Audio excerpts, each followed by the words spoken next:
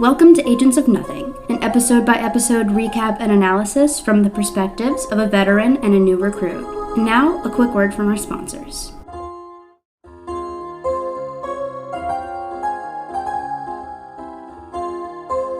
Good morning, Agents of Nothing, and welcome to our Agents of S.H.I.E.L.D. podcast. We are your commanding officers. I'm Mariah. And I'm Caroline. And today we're going to be talking about Season 3, Episode 15, Spacetime. Yeah. So, Mariah, how was your week? So they moved me to the children's desk at work, Ooh. which is not an answer as to how my week was, but it's what happened. oh boy, it's been an adventure.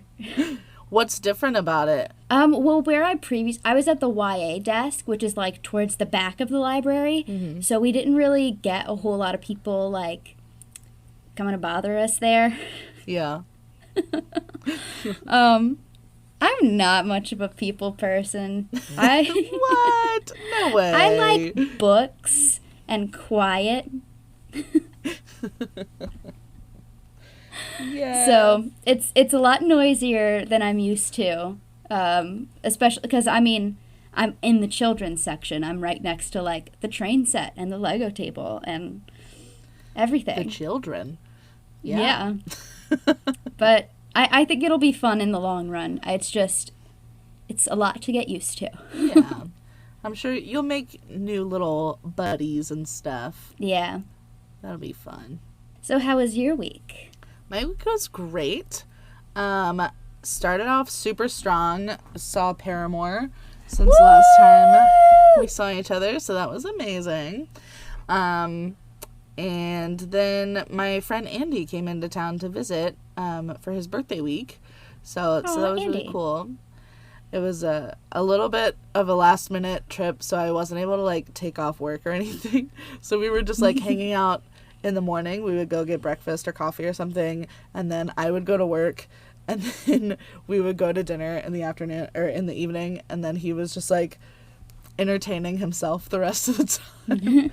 I was like, I hope you liked your trip to Austin where like we couldn't really do anything together, but it was really cool. I enjoyed it a lot. Yeah, that sounds fun. Yeah. So that's all. Shall we start? Yes, let's start. So this episode was written by Marissa Tancherowen and Jed Whedon, and directed by Kevin Tancherowen. Oh my God.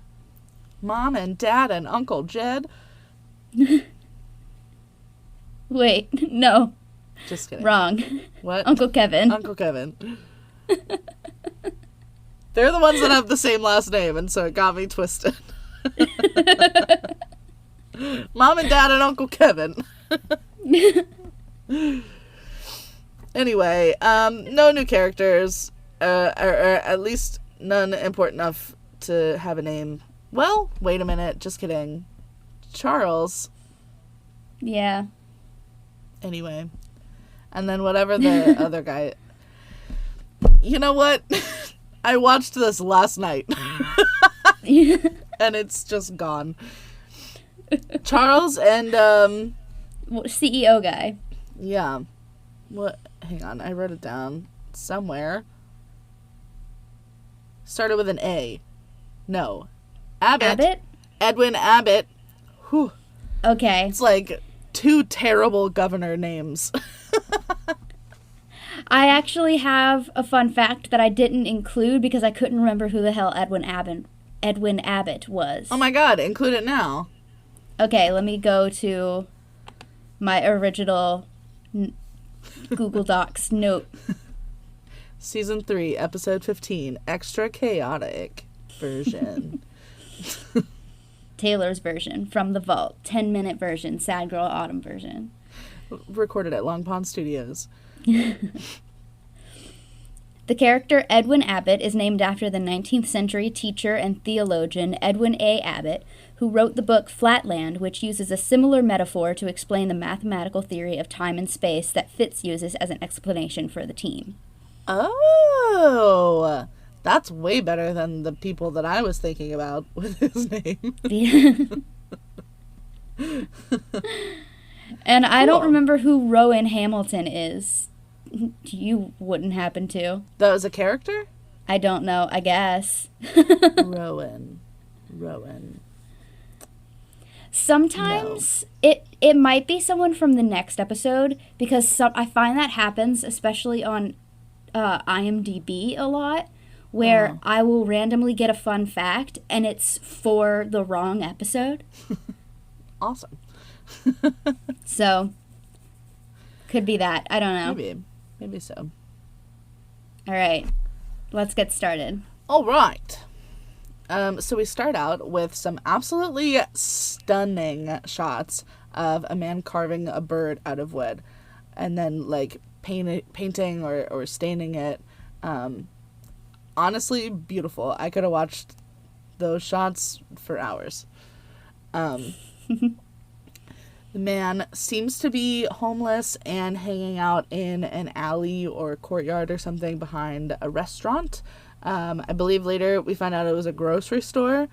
And the owner comes out the back door to take out the trash or whatever, and tells Charlie, or Charles, that he can't sleep there anymore now that the place is opening. He says it's because of the customers, but this is literally the back of the restaurant or store or whatever, so like customers would not be affected in any way, but whatever. And also he's clearly not doing anything crazy. He's just like whittling his birds. Like, let him chill there. The way that we treat the unhoused is so saddening, and Absolutely. like I can't sit here and say that I haven't fallen victim to that, because it's like what I was raised on. Totally. Is, you know, like, just ignore them. Don't look at them. Don't look at them in the eye. Mm-hmm. Well, it's hard because it oftentimes when you're in the moment, you have to kind of choose between compassion or keeping yourself safe in an unknown situation with strangers. But when it comes to like someone who's just sitting there, like, it's I don't know. Yeah. Anyway, so the owner tries to give Charles some money to buy himself breakfast somewhere else, of course, when the man starts begging not to be touched because he doesn't want any trouble. The owner insists, and from the second that their hands touch, the owner seizes up and he starts begging for Daisy Johnson to help him. Huh? I was like, Caroline's gonna be so confused right now. I was so confused. I was like, who are these people? And well, so S.H.I.E.L.D.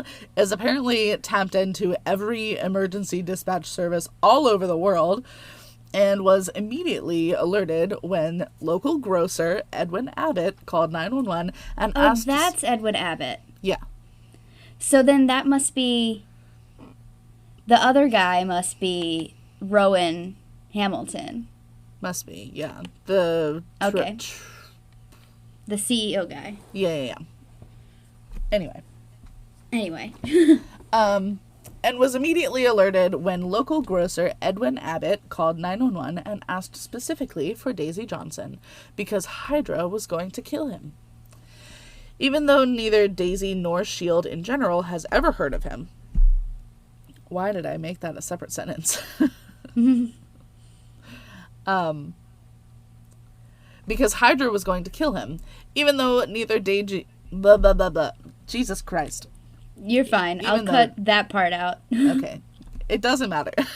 Who cares? So then Coulson, May, and Daisy and Lincoln all head out immediately. Once they get on site, it turns out Charles gave Edwin a vision of the future, of this very moment where he meets Daisy, and then May yells Hydra as the Hydra helicopter arrives and starts spraying bullets and fucking explosive over the whole block. At this point, I was like, so is Hydra monitoring 911 calls too, or are they after Charles? Like, I'm confused as to why they're here. How did they know about Charles? Yeah. I have a lot of questions. That's a very interesting question. I did not think about that. I just figured I mean, because we found out that they are after Charles. But how did they find him? Yeah. They have to be monitoring the calls too. And then how did they know what person they'd be looking for? Right. I mean, well, did they know Daisy? I don't know. Maybe? I don't know. Damn. I don't know. And then Edwin also says that he saw his own death right before he's then hit himself. Ugh. Jesus Christ, that was violent. Yeah. Like, I know it's an action show, but damn. It was, yeah. It was a lot. Usually they don't show, like, the impact of the bullet.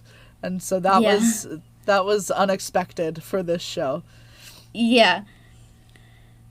The blood splattering was like what got me. I was, oh my God. Oh God. Yeah. Damn.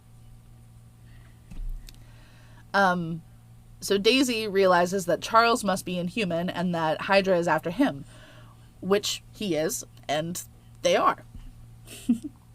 She gets to him just in time to reach for his hand as they pull him up in a net, but then she gets a vision as well, and obviously cannot help him. The vision includes a woman who I thought she looked like Daisy, and so I was like, we already met her mom though. A woman who looks like Daisy crying, Fitzsimmons upset and possibly at a funeral, Lincoln with blood running down his face, and I thought, I knew when I decided I liked him he wouldn't be around long. Daisy fighting several people at once, Coulson shooting, and then Charles himself saying that he was hoping Daisy could help, as he's then escorted away on a landing pad. Ooh, that was interesting that they kind of flipped that. Some of those were out of order. Yeah. Interesting. Yeah, I don't know if you can tell, but I'm, like, very afraid of Lincoln dying. I'm expecting it at every turn. I don't want it to happen, but I just feel like it's going to. Aww. So then Daisy comes to in tears as Coulson, May, and Lincoln try to figure out what the hell just happened. And then the funniest fucking shot I've ever seen. Hive walks around this fucking like castle corner like he works for the Volturi or something. He looks like he's in the fucking Matrix. He's got like wind billowing through the tails of his fucking suit coat like he's Bugs Bunny trying to sit at a piano and sing Figaro. I laughed at that one shot for so fucking long. Hive is such a good villain, though. I forgive it. I love him. I hate him, and I love to hate him. Yeah. Fuck, that was so funny. It was so dramatic. Hate isn't even the word. I'm just terrified of Hive. Hey, yeah. He does. I mean, so far he seems pretty unstoppable.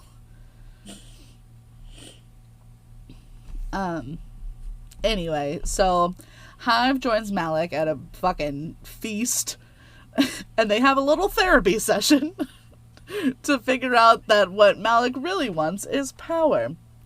And, I feel like I could have told you that, but everyone has to find their own journey in their own time, I guess. It's all good. It was pretty funny, though, the way that, like, Hive was literally asking questions like a therapist. To be like, and what do you want? Why did you bring me here? And what do you want really? But what does that mean? I don't know. So then they bring out Charles, and Hive says that it's time to go above ground. And then he pulls out Coulson's prosthetic hand and sets it on the table. And then Malik was like, Gotta hand it to you.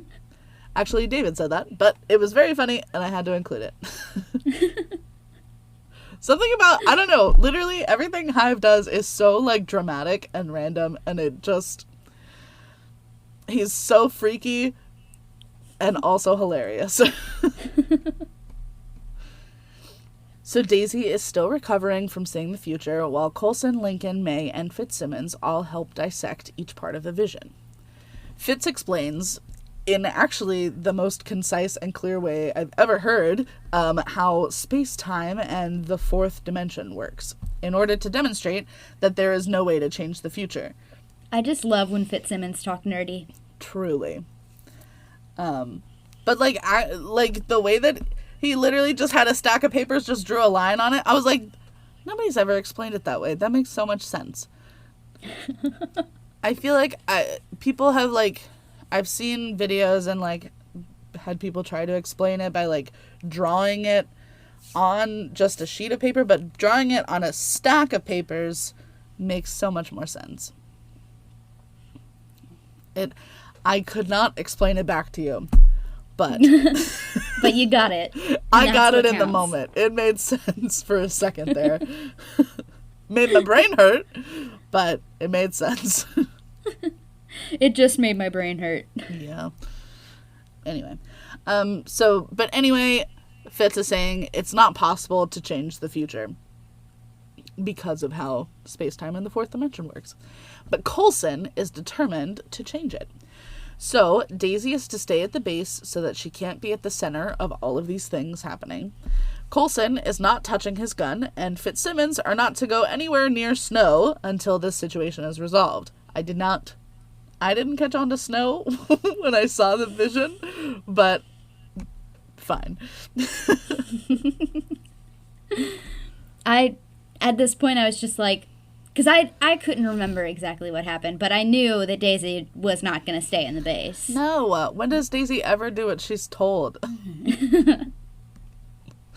You know, we said that Lincoln is who Hunter thought he was, but really Daisy is who Hunter thought he was. Yeah. Yeah, remember when Hunter, like, first showed up on the scene and, he, like, was trying to pick Daisy's brain and all? There was a reason for that. She's too cool. Oh my god, do you remember that song from Camp Rock? Too cool! With the fucking yeah, shoulder thing? Too cool to know you. Don't take it personal, don't get emotional. We know it's the truth, I'm too cool for you. Oh my god. The way that's exactly, like, first what I thought of, and then you brought it up. I, like, was not gonna say anything. We're so in sync. So Lincoln and Coulson continue talking about how confusing space-time is, but Lincoln has always said, as he's always said, that inhuman powers are not random. And that's twice now that Lincoln has said that Inhumans were intelligently designed and their powers aren't random, and I still didn't remember. It's fine, though, because he's always said that. He's always said that. Plus, he remembers how all of Raina's visions came true, even if it wasn't how they expected, but Daisy was able to help her. So Charles giving Daisy these visions, somehow that correlated, but it means that she'll be able to help him or something, whatever. I don't know. It made sense in the moment, I guess. And so then they find Charles's old identity and address, at which he did not live alone. The name Charles Hinton is a reference to British mathematician Charles Howard Hinton. He was known for his theory on the fourth dimension and also coined the term tesseract for the four-dimensional analog of the cube. Oh. Also, I misspelled his last name for, like, the rest of this. It's so good. But that's cool, though.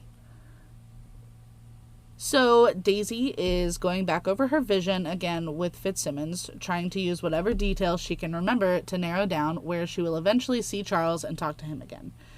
Fitz is using the S.H.I.E.L.D. servers to search for whatever keywords she throws at him. Fuck! But not all the servers! Of course, not May's servers that are looking for Andrew. That was a close one. That was so close. I can't believe how close that was.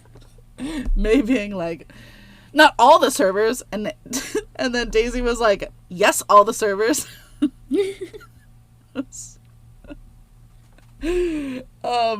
was so my mom coded.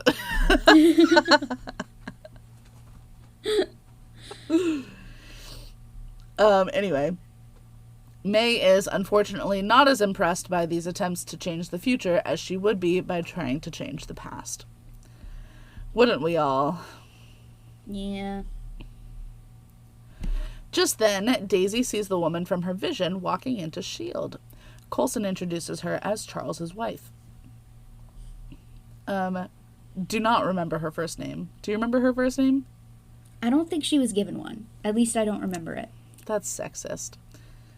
Marissa, we thought better of you. God damn it. Anyway, so Daisy is running the interview with Mrs. Hinton about when Charles transformed. Mrs. Hinton says that every time Charles touched anyone, he and that person would then foresee someone's death. What a terrible power to have. Absolutely. That's awful. I can see how sometimes it might be helpful, except if you can't do anything about it. Yeah. Ugh. Anyway. So then it did happen every time he touched someone. So eventually the couple themselves had to stop having any kind of physical contact. Could not imagine that. For real. And then she says that no matter what Charles tried, he could never change any of the futures that he saw. So Daisy asks Mrs. Hinton about the bird that Charles was carving, a robin. Mrs. Hinton says that their daughter's name was or is Robin. I don't remember if Robin is alive or not. She is. Okay. Oh, thank God. Anyway, and that Charles eventually left home because he realized that he could never hold his child again without foreseeing her death, and he couldn't handle that, and it was driving him crazy.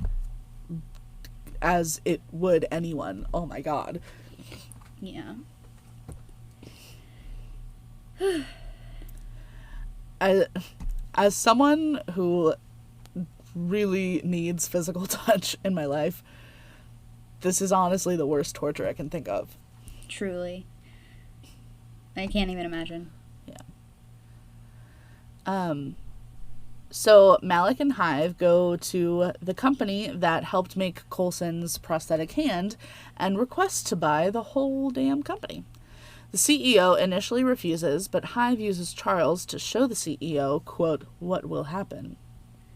At this point, I was like, oh, so that's where my brain got the, like, face-ripping visual from my horror movie dream. Oh, God, I don't know if remember that. ever told that story on this podcast, but when I first started gabapentin, I had the most horrifying dream I've ever had in my life, and I don't watch horror movies. I am a big baby, and so I had no clue where my brain got these visuals from.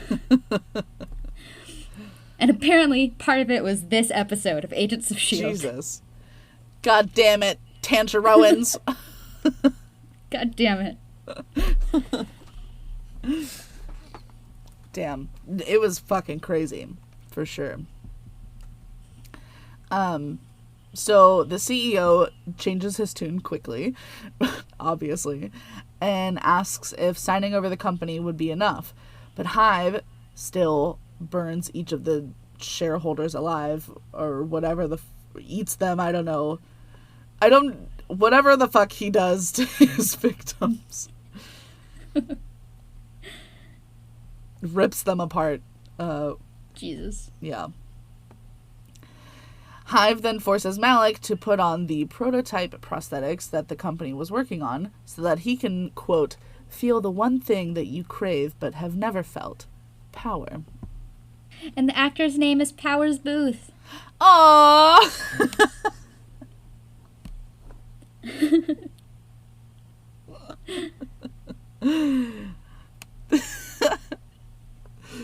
That was so cute.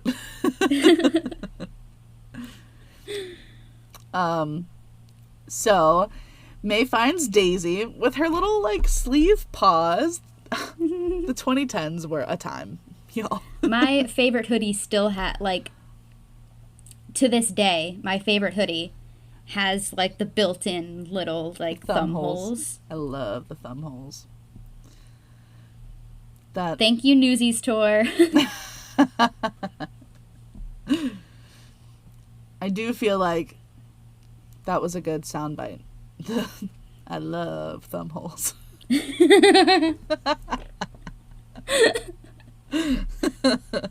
But it's true. Anyway, so May finds Daisy and has her set up the sparring room, like how the fight is supposed to go down, so that May will be prepared and take Daisy's place and hopefully be able to save them the few seconds that they'll need to be able to save Charles.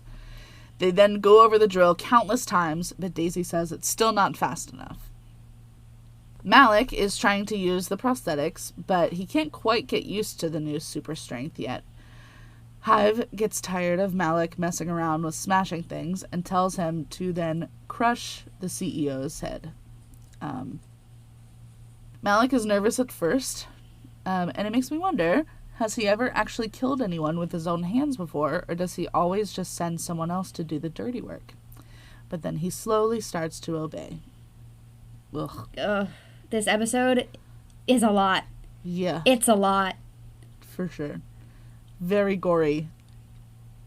It's interesting because, like, I've certainly watched gorier things. I watched The Boys, which is the Jesus most Christ. disgusting, gory thing I've ever seen. And I love that show. But then, like, I feel like because Agents of S.H.I.E.L.D. doesn't usually have this much gore, it makes more of an impact when they do have something, like, really disgusting. Yeah. So just as May finally finishes the drill in Daisy's allotted time, go guys, great job. Another agent runs in saying that they found the building and it's go time, baby. As the team is beginning to mobilize, the alarms start going off. Fucking Andrew has arrived at HQ of his own volition to turn himself in. What? What? He says that he's losing control and he's about to turn into Lash permanently. This is just incredible timing. What is this Swear to episode? God. It's crazy. This felt like it should have been a finale of some kind. It was so much. And it's just episode 15. Yeah. It's not even like the beginning or end or like the halfway point or anything. It's just a random fucking episode. It's kind of the halfway point between, like, it's the halfway point of the second half of the season. So the third quarter. Yeah. But I love something that I love about Agents of S.H.I.E.L.D. is always that they would, like,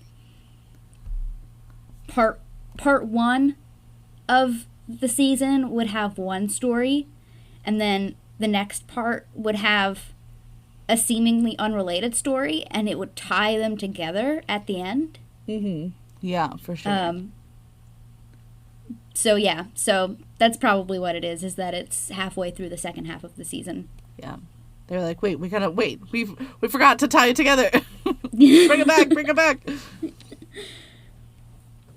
So then, to everyone's dismay, now May, of course, has to stay behind and say goodbye to Andrew, and Daisy has to be the one to go on the mission anyway and fulfill her vision. I knew she wouldn't stay at the base. Of course. Something was gonna happen. Literally never could have guessed why. But knew it would happen. That was why I was like, what is this episode? Because that happened, and I was like, that's why? That's why she goes? Fucking crazy. So, Daisy gets all ready, and Coulson gives her one last pep talk before she goes off on her first solo mission. Oh, I'm so proud of her. In his worry for her, he even accidentally reverts a little bit and calls her Sky. I'm assuming that he's just thinking about how she really hasn't even been an agent for all that long, and God, look how far she's come. Now she's pulling May missions. Like, I'm so proud of her. She's doing You're doing amazing, sweetie. It was a real Daddy Coulson moment. Yeah. Loved it. I did like that he reverted for a second and called her Sky, because I don't know what it is, but I kept accidentally typing Sky so many times in this episode. Oh. And I was like, I haven't done this in a while, and I don't know why I'm doing it.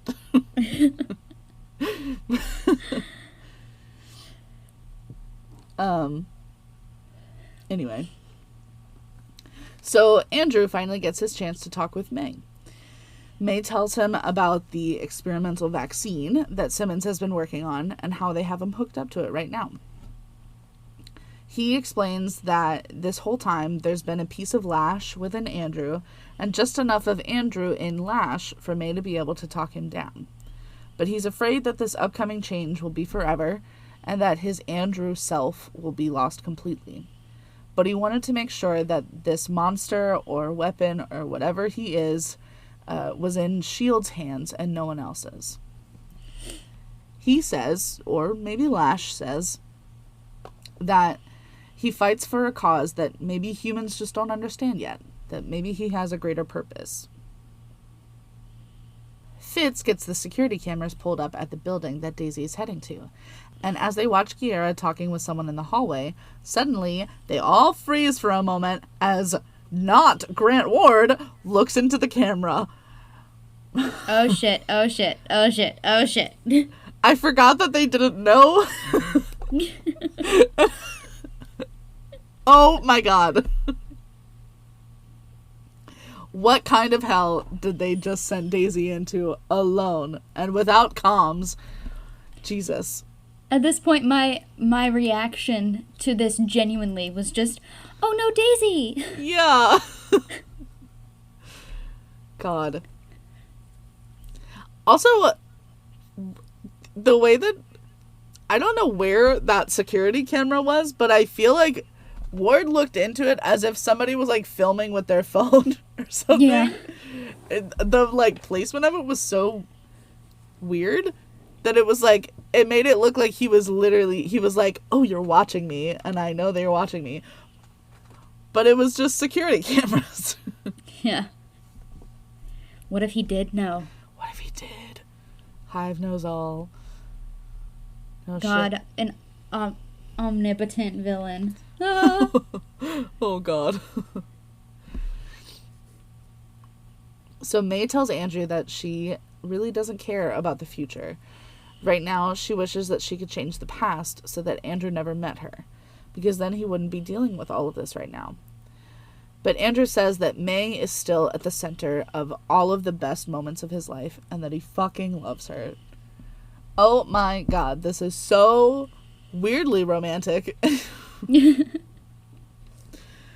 And tragic.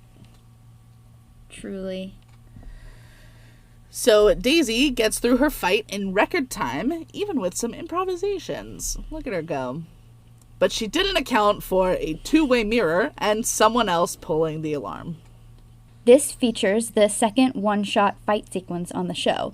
Both were performed by Chloe Bennett without a stunt double and were directed by Kevin Tancharoen. Whoa. Following the success of a single-shot fight sequence in the Kevin Tancharoen-directed second season episode The Dirty Half Dozen, Marissa Tancharoen and Whedon wrote a similar single-take sequence into the script of Spacetime. Kevin compared this sequence to the previous one by saying, "I don't think any one of these versions is going to be better or worse than the other. They're just going to be different. This particular one was in a smaller room, so it was a little bit more complicated."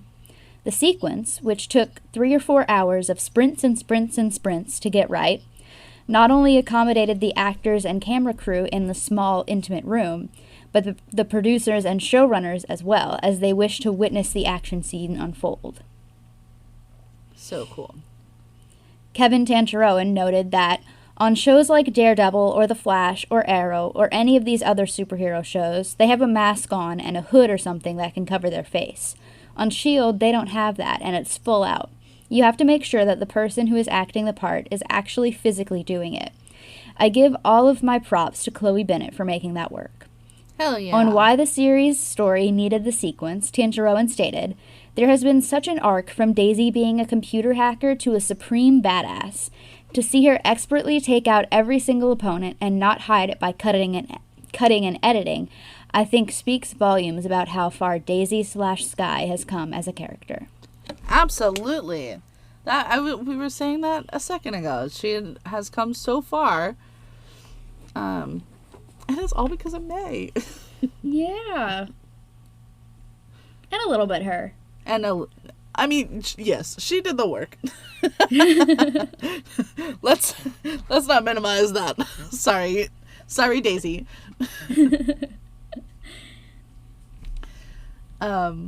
Yeah, that's so cool. I'm so impressed by her. Great job, Chloe. Yeah. Great job, Chloe. Come on the pod. Come on the pod. If we compliment her enough, she'll come on the pod. Chloe. Love you. Love you. So Coulson, whoa, that was not the right tone for that. Yeah. So then Coulson comes through shooting, but obviously not at Daisy, because why would he ever do that? He's shooting at the window. He sends Daisy up to the roof after Charles and tells her that he's here to find Grant Ward. Yeah, the day just got weirder. I love the tone you said that in.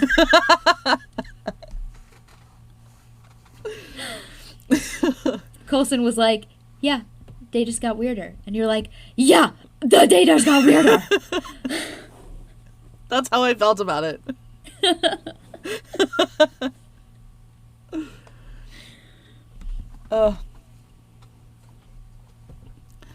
So the rest of the S.H.I.E.L.D. team arrives. Fitzsimmons is in position outside, although there's no snow and not a cloud in the sky.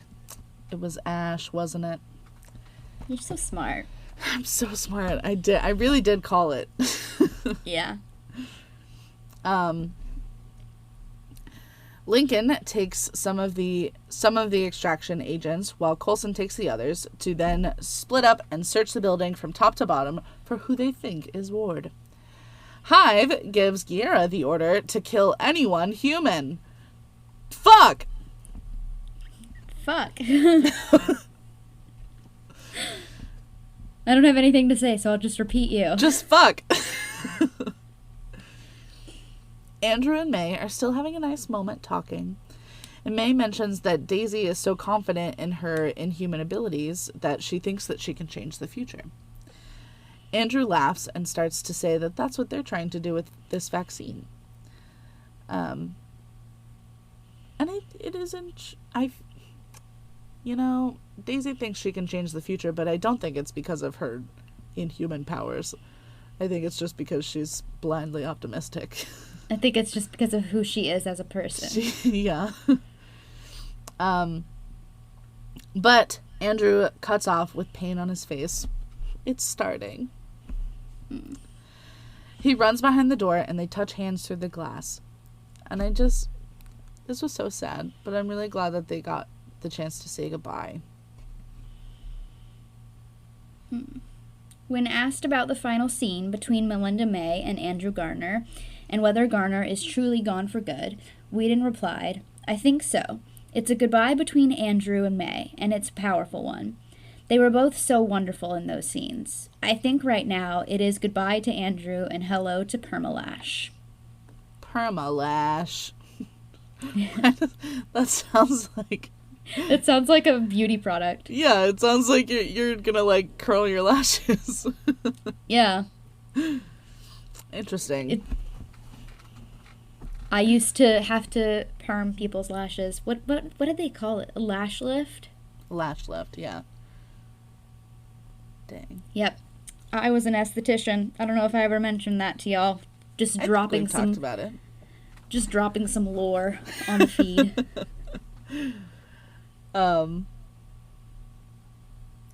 I think this was such a great goodbye scene because, like, they got to, like, really talk and, like, hash everything out and say everything that they wanted to say and, like, still love each other. Yeah. And it was so, like, the situation was so heartbreaking, but the scenes themselves, like, they just still felt so comfortable with each other. It was like, I don't know. Do you know what I mean? Yeah, I get you. Yeah. So, like, I forgot that it was sad for a second because I was like, oh, they're just, like, talking. They get to have their little fluff episode. And then I was like, oh, fuck, right. Never mind. Yeah. So, Daisy has found the roof and sees Charles being escorted onto a helicopter. But before she can take a step, Malik gives her a fucking wallop with his little super strength. His little super strength. His little super strength. And then Guerra throws a fire extinguisher at Lincoln's head. Ouch. Didn't I threaten to do that to Ward one time? It's possible. It sounds like you. I think I did. And then Simmons and Fitz can't get through to anyone from the ground, but Simmons starts thinking that maybe Daisy foresaw her own death rather than Charles's. Oh my god. I just, it tickled me later on. Like, Fitzsimmons go from, oh no, what if Daisy saw her own death, to, tee-hee, we're holding hands. I guess some things are inevitable. I literally thought the same fucking thing. I'm like, is this the moment? Is this the time? Yes, I want you two together, but is now the time? Really? Read the room. You guys have not heard from anyone. Your whole team could be dead.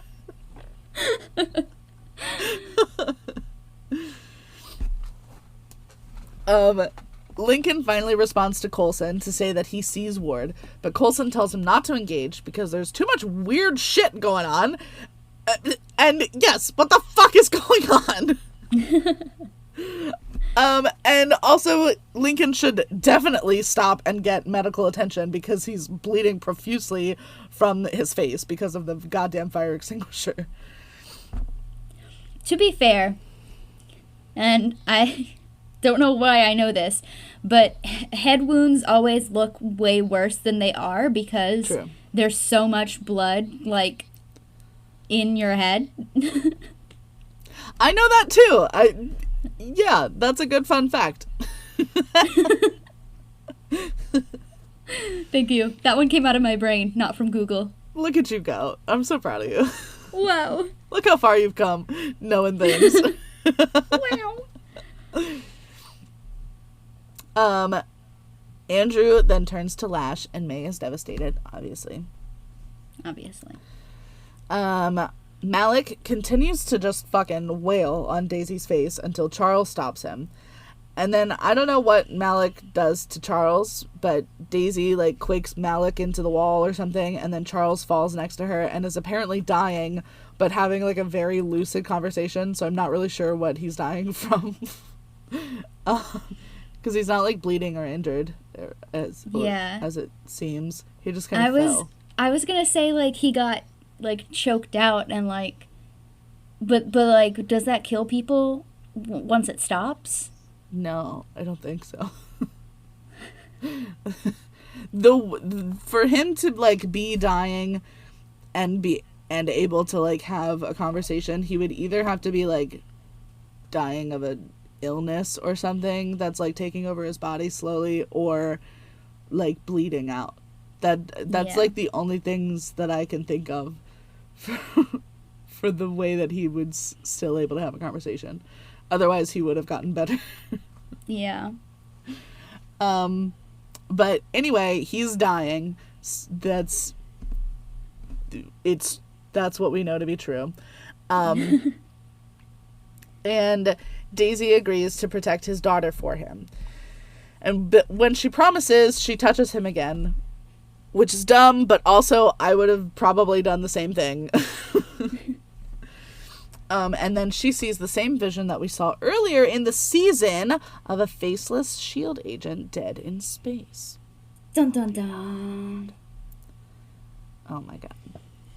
So, discussing Daisy Johnson's ultimate inability to change the future, Marissa Tancharoen said, "In this episode, Daisy believes her destiny is to alter this future." Alter? I said alter. To alter. In this episode, Daisy believes that her destiny is to alter this future, but it's right on the heels of us building this arc with Daisy where she has this hubris. She has this sense of inhuman pride. The fact that she thinks she can stop the future is an example of that pride. When we build something up in a character, we like to take it away, and this is an example of that. Okay, I see where she's coming from, but I just don't feel like that's coming from her being an inhuman. I feel like that's just her in general. Yeah, I do. I definitely see that they've been building up that she is kind of, like, prideful and hubric, is that? She believes that she can do anything that she sets her mind to. Yeah. Whether or not that's only because she's an inhuman is up for debate. Yeah. I feel like. Anyway. So now it's time for the post-content content!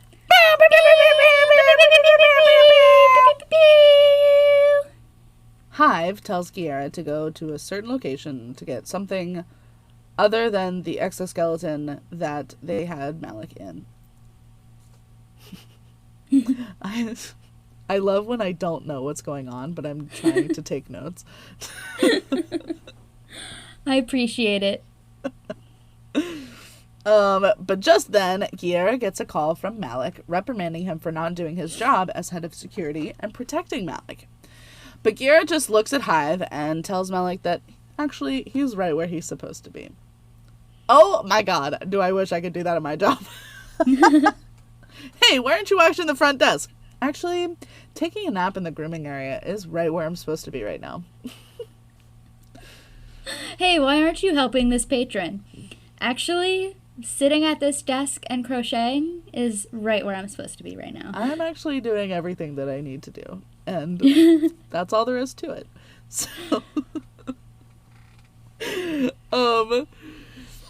So Hive asks if Malik is okay. Guerra says he's fine, except that he seems afraid. And yeah, I bet he is afraid, because the head of his security and his personal bodyguard was nowhere to be found when he needed him and was attacked. And, I mean, like, he deserved being attacked, but his personal bodyguard wasn't there, and Malik is a poor billionaire that has never had to fend for himself before. Of course he's afraid. Of course. As he should be. On a kind of sad note, Gideon, played by Powers Booth, is touched and then sees his death. Agents of S.H.I.E.L.D. was Booth's final TV series until his death in real life in May 2017. His character later states he felt as if he was being... That's kind of messed up to include in this It is a little bit. In this fun fact, his character later states he felt as if he was being torn apart from the inside. Booth died due to pancreatic cancer, which caused a heart attack. Oh my god. Why would you include that? What? Why would you include the detail? As if this Felt as if he was being torn apart from the inside. Oh yeah. my god. I got that one off these? IMDb. God. Amazing. Well, R.I.P. to Overall Forrest thoughts? In Coulson's words, this was a fucking weird episode. I feel like they got rid of Hunter and Morse and then were like, wait a minute, wasn't there someone else that we needed to tie up loose ends with? But it was a great episode. I was definitely edge of my seat the whole time. I agree. I have got one last fun fact. So, some of the characters and themes of this episode become important again in Season 5. And I will not be telling you which characters and which themes. Damn it. Okay, I'm gonna guess. I just thought that would be fun to include. Okay. Charles, because there was no reason for him to be dead. Lincoln, because I just have this feeling something's gonna happen to him.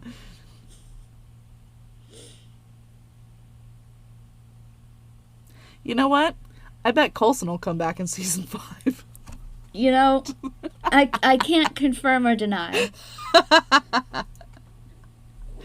Anyway. So, that concludes our episode on Season 3, Episode 15, Spacetime. Yeah, bitch. Next week, we'll be covering Season 3, Episode 16, Paradise Lost. So, stay tuned for that. Okay, bye. Bye, love you.